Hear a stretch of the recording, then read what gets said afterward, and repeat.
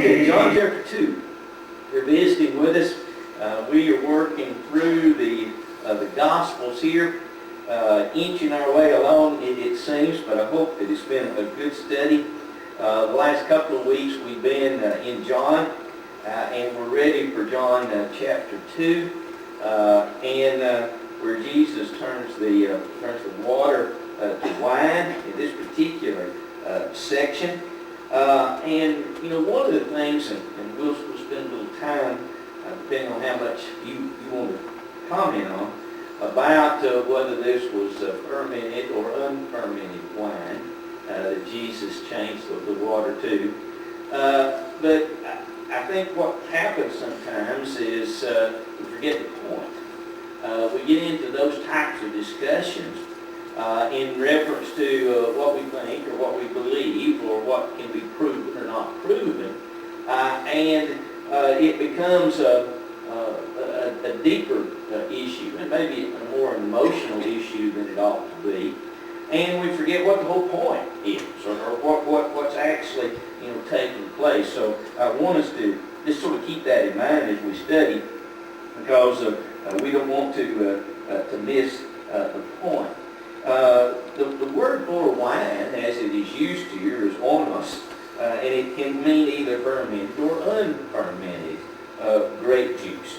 It's the same word that's used in Matthew chapter 9 and verse 17, where Jesus is talking about putting new wine in new wineskins or old wineskins. In that particular context, it seems very obvious he's talking about grape juice. He's talking about that which has just been squeezed from the grapes. And where you're going to store that, whether you're going to put that in new wineskins or old wineskins.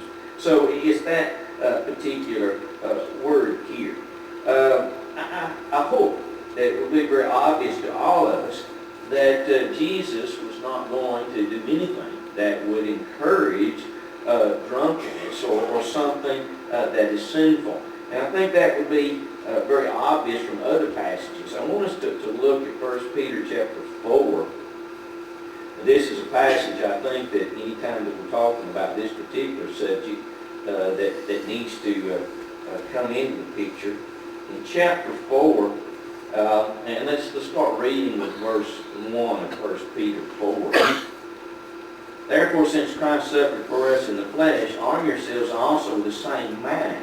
For he who has suffered in the flesh has ceased from sin. So he's talking about trying to be as Christ-like as we can, having the mind of Christ, the attitude of Christ, that he no longer should live the rest of his time in the flesh for the lust of men, but for the will of God. So encouraging us to leave off the lust, or to control the appetites of men, of the flesh, to control the flesh by the mind, by the Spirit, and to do the will of God. And notice verse 3. For we have spent enough of our past lifetime into doing the will of the Gentiles. And you find that expression of the lifestyle or the attitude of the ways of the Gentiles used quite often to talk about those that were lawless or those that were rebellious against God or did not have God in their life. And he says, we spend enough time there. Then, when we walk in lewdness, lust, drunkenness, revelries, drinking parties, and abominable idolatries. In regard to these, they think it strange that you do not run with them in the same flood of disputation, speaking evil of you. So he's talking about the fact that they changed their lives. They're no longer doing those things. But Peter, I think, makes it even plainer that drinking parties and those types of things is definitely not something that should be found in the life of a child of God. And then maybe even more to the point, in Proverbs chapter 23, beginning with verse 29, we find 6 or 7 verses here where the wise man talks about the drinking of wine or alcoholic beverages, the fermented type. And he talks about the fact that this is not something that a godly person should do. He talks about the fact that it causes people to say things that ordinarily they would not say, do things that they would ordinarily not do, and obviously is not something that a Christian would be a part of or would participate in. It is interesting, I think, some have taken verse 10 here of John chapter 2, where the speaker uses the word well drunk. Your translation may have something differently. And it says, and he said to him, every man at the beginning sets out the good wine, and when the guests have well drunk, then the inferior. You have kept the good wine until now. Evidently it was a custom, somewhat, I guess, if you could call that a custom, for them to serve the best, I guess, at first, whatever they considered the best drink, and then the inferior a little bit later. But the word that is used here, well drunk, simply means filled or sated.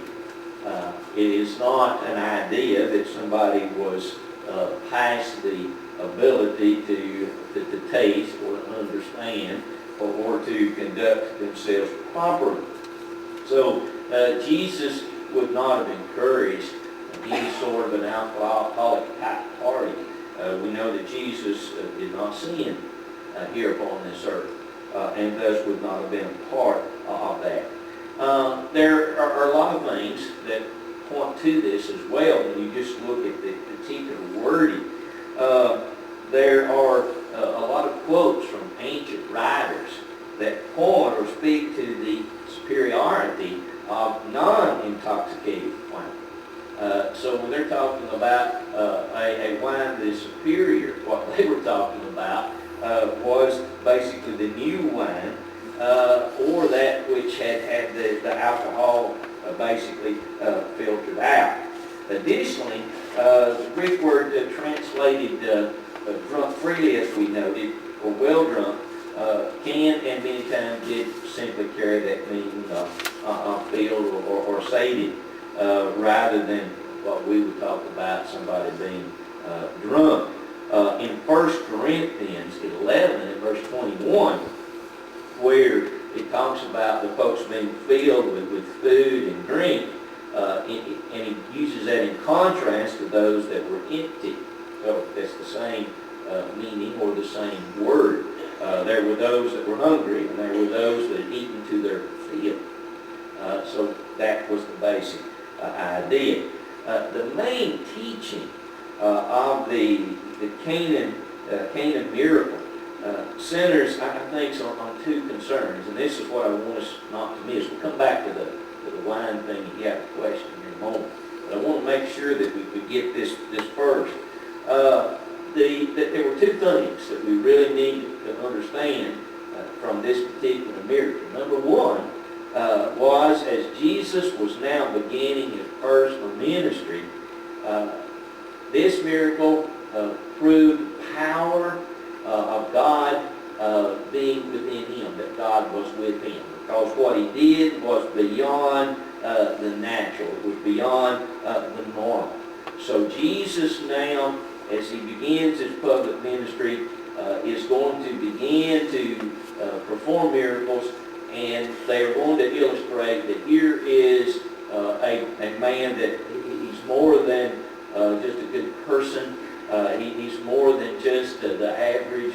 Here is someone that can actually do the miracle, the miraculous, and thus has the power of God. The second thing, I think, that this particular miracle sets forth is that Jesus is now, we might say that he's reached the top of the hill and he's heading down now towards the cross. He is now in that last period of his life, and he's going to be preparing himself and preparing his disciples now for the coming of the cross. You'll notice there in verse 4,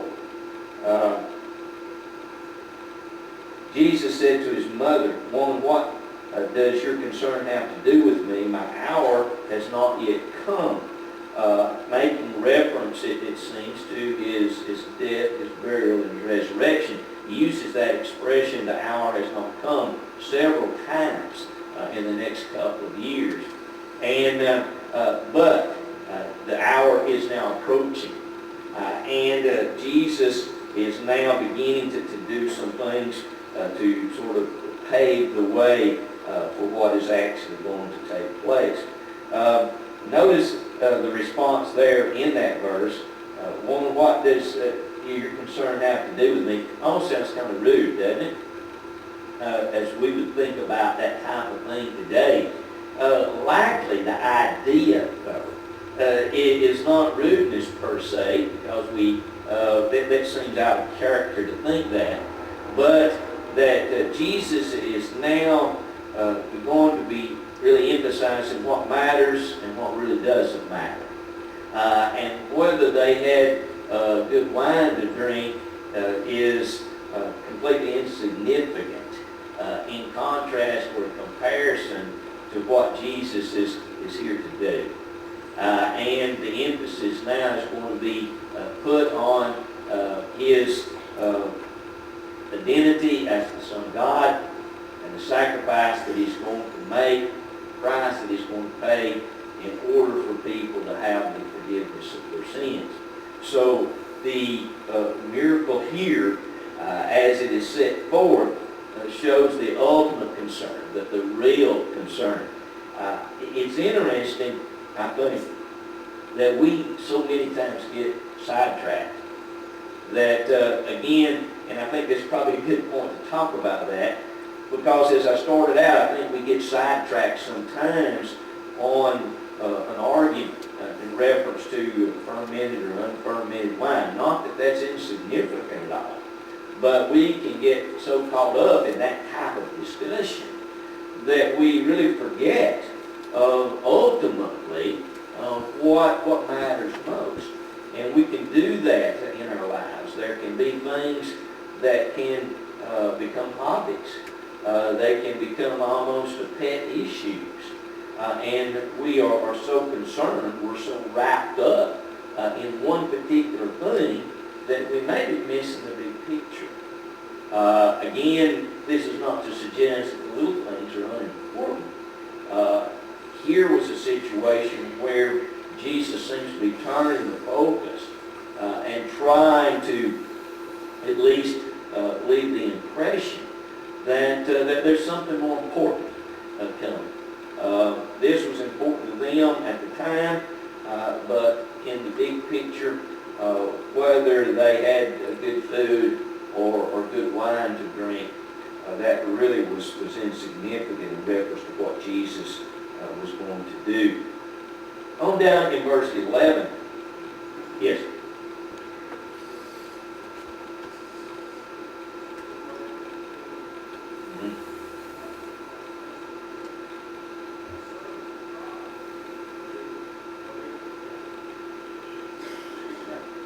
And it also lets us know, I think, in this particular stage, that she recognized that he had power. She recognized maybe more than anyone else. What does it say back earlier when he was in the temple and he was talking to the teachers, and it said that she kept these things in her heart. Remember? Didn't understand.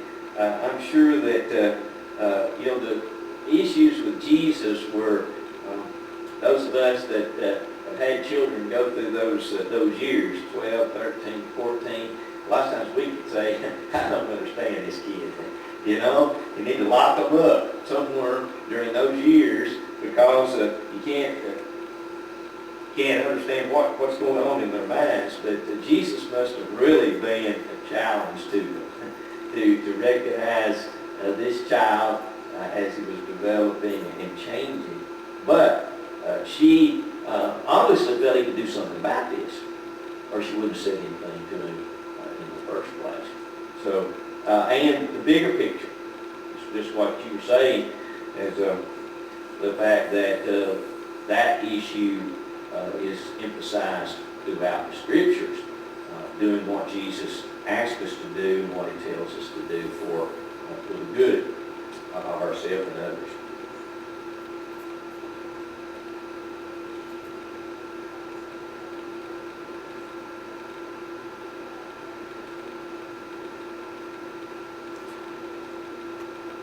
Very well could be, if you're not hearing Renee's comment, that maybe the mother also, like a lot of the others, was more caught up in the idea of an earthly situation.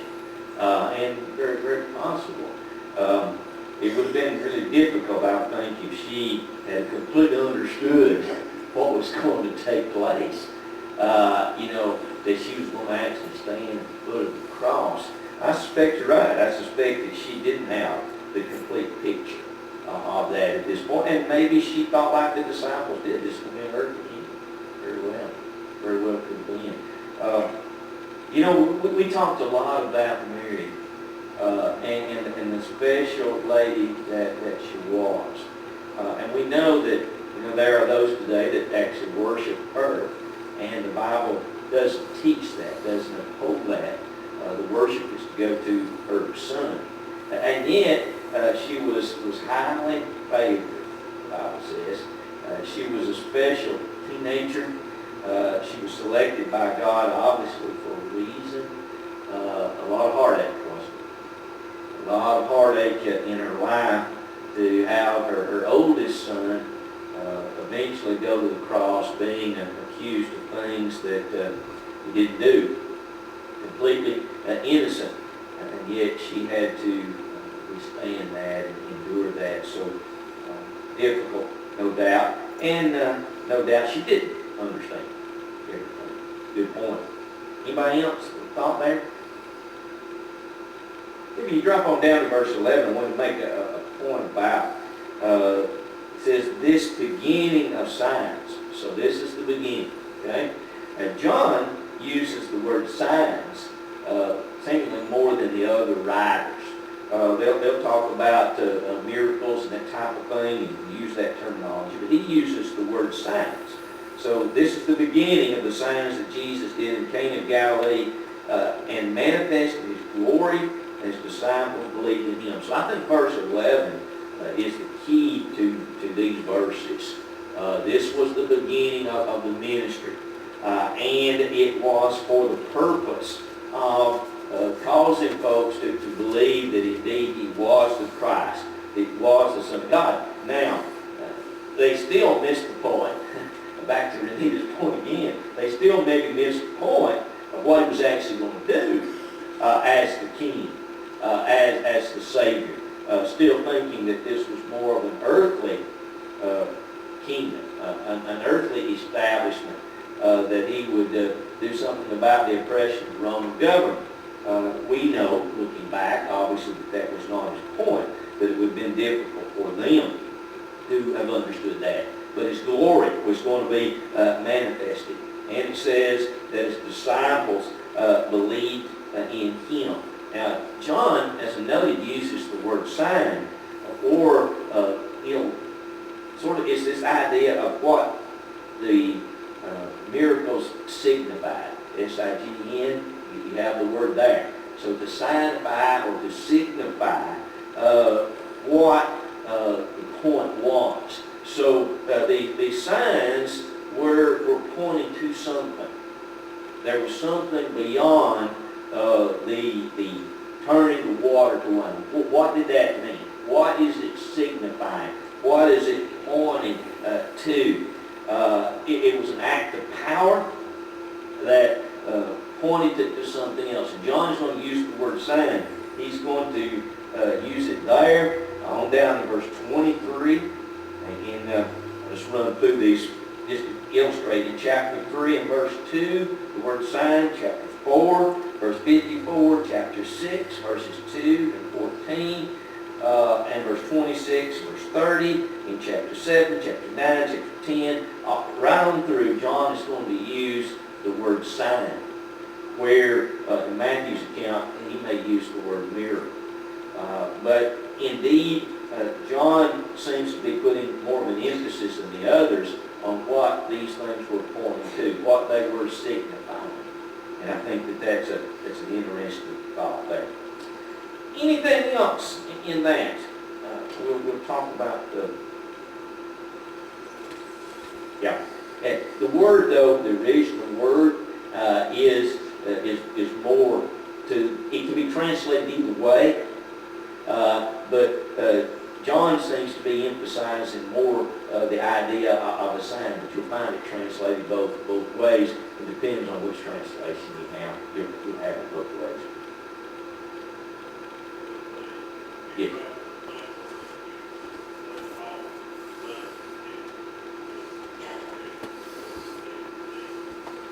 Yes, I think so. Yes, it is, and I've got a note here somewhere. Maybe I'll come to it here in a minute. Yes, elders, deacons. In 1 Timothy 3:3 and also Titus 1:7, it uses, the word literally means around wine or close to wine. It is the word paranois and onos, but this is paranois that is used there. Para means around and onos means wine. So basically, don't have nothing to do with it. Don't stay around it. Don't fool with it. That's the word that's used there. So it's a little bit more. Onos wine is used here, but that's para onos. So around it. Don't stay around it. Don't have anything to do with it. Shun it like I do a snake. Even a little snake. Stay away from it. Don't have anything to do with it. So in 1 Timothy 3:8, using in reference to the deacons, it literally means giving regard to. Don't give any regard to it. Don't have any liking for it or approval for it, we might say. Good point.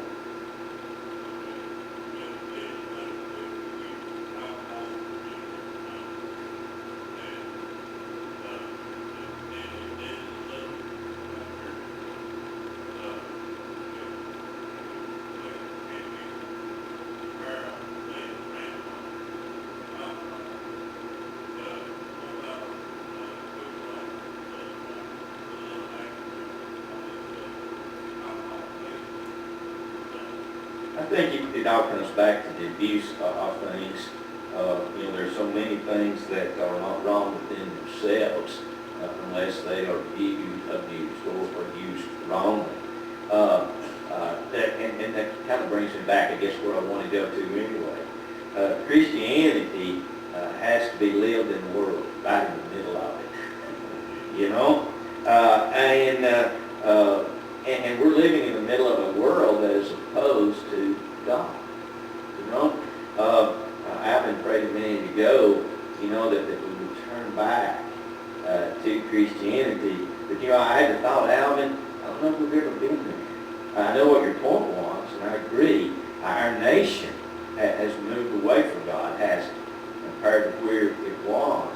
But was the world ever really with God? It hasn't been, has it? We go all the way back to out of the Garden of Eden, and we find man turning away from God. We live in a world that is pretty much anti-God, and even among those that would claim many times to believe in God are not putting their faith and trust in God in the Bible. So we live in that particular world. And there are many areas of judgment.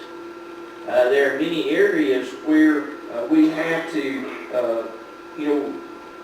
determine, how far to go or what to participate in or not participate in. In some cases, things may not be wrong within themselves, but they can become wrong if used improperly. James really talks about the terrible danger of the tongue, right? Does that mean that, I just need to hush and quit talking? Sometimes, right? Because mine sure got me in trouble. No about yours. I suspect yours has too. But the answer is not to hush. is it? The answer is to learn to think before I speak and control that. And yet James really talks about the terrible power and danger that is there. So there's something that can really damage and do terrible hurt. We can use the tongue to teach truth or to teach something that is false, right? Alcohol can be used in great ways.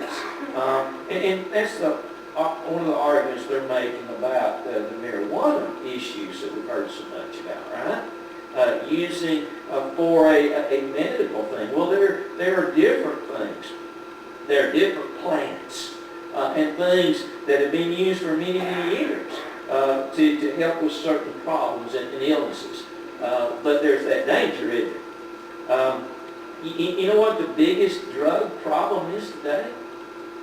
It's the abuse of what? Prescription. Right? Yes.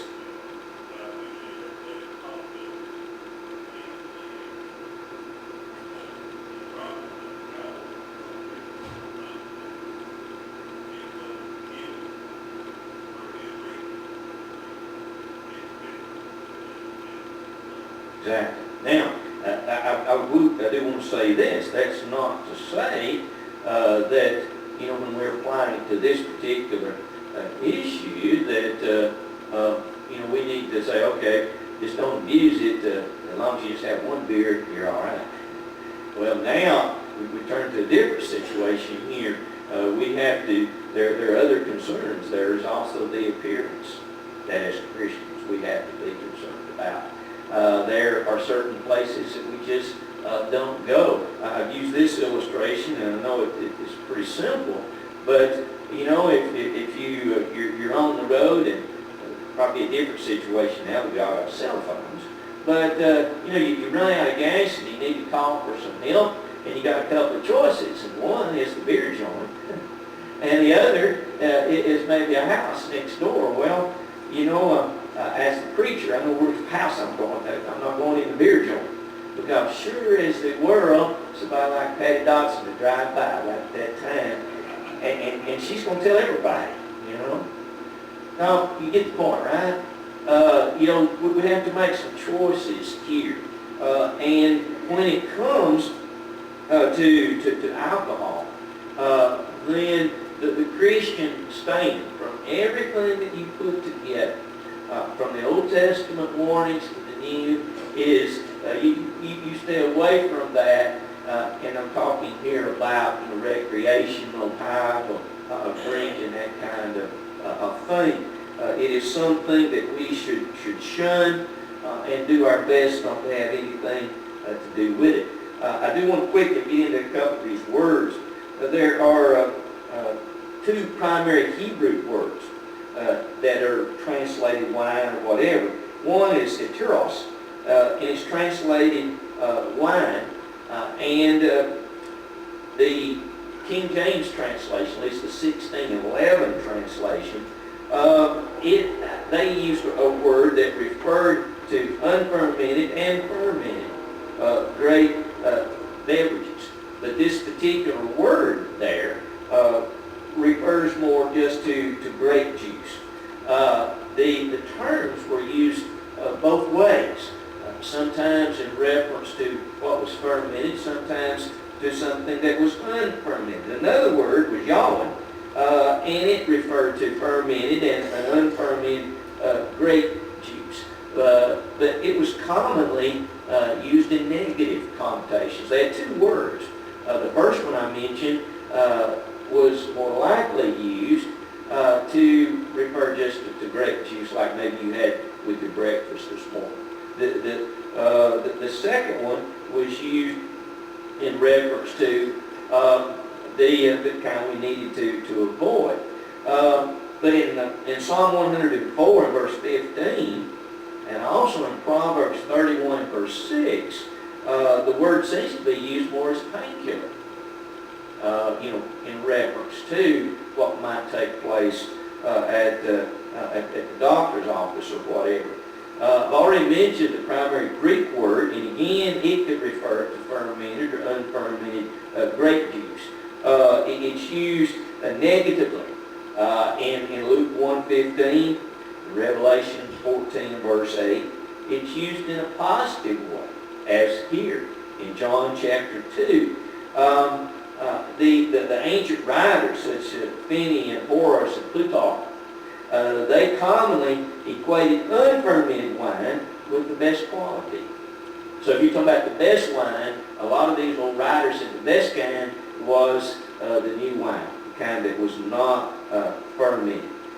Jesus would not supply alcoholic wine in contrast to the instructions of the Holy Spirit, as we just mentioned in Proverbs 23 and 1 Peter 4:11.